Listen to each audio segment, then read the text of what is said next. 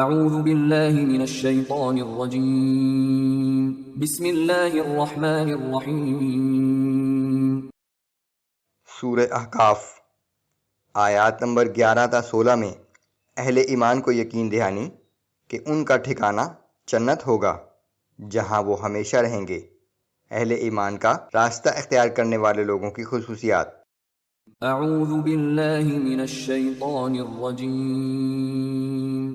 وقال الذين كفروا للذين آمنوا لو كان خيرا ما سبقونا إليه۔ اور جن لوگوں نے کفر کا راستہ اختیار کیا وہ اہل ایمان کے بارے میں کہتے ہیں کہ اگر اس دین میں کوئی اچھی چیز ہوتی تو یہ لوگ اس معاملے میں ہم سے سبقت نہ لے جا سکتے۔ وَإِذْ لَمْ يَهْتَدُوا بِهِ فَسَيَقُولُونَ هَذَا إِفْكٌ قَدِيمٌ۔ اور جب ان کفار کو اس قرآن کے ذریعے ہدایت نصیب نہ ہوئی تو اب کہیں گے کہ یہ تو ایک پرانا جھوٹ ہے۔ وَمِن قَبْلِهِ كِتَابُ مُوسَىٰ إِمَامًا وَرَحْمَةً۔ حالانکہ اس سے پہلے موسیٰ علیہ السلام کی کتاب تورات رہنما اور رحمت بن کر آ چکی ہے۔ وَهَذَا كِتَابٌ مُصَدِّقٌ لِسَانًا عَرَبِيًّا لِيُنذِرَ الَّذِينَ ظَلَمُوا وَبُشْرَىٰ لِلْمُحْسِنِينَ۔ اور یہ قرآن بھی عربی زبان کی ایک کتاب ہے جو تورات کی تصدیق کرتی ہے، اور اس کا مقصد یہ ہے کہ نافرمان اور گناہگار لوگوں کو خبردار کر دے اور نیک اعمال کرنے والے پرہیزگاروں کو خوشخبری سنا دے۔ ان الذين قالوا ربنا الله ثم استقاموا فلا خوف عليهم ولا هم يحزنون۔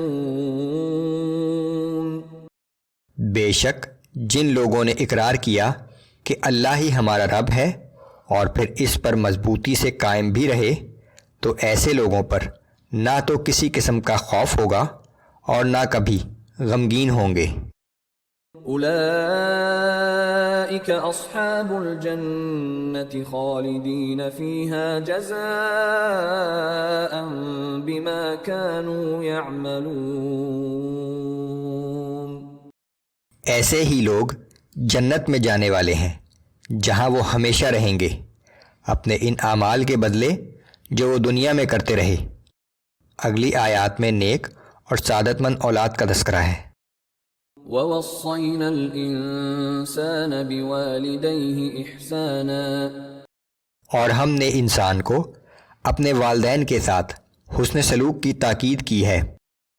حملته أمه كرها ووضعته كرها وحمله وفصاله 30 شهرا۔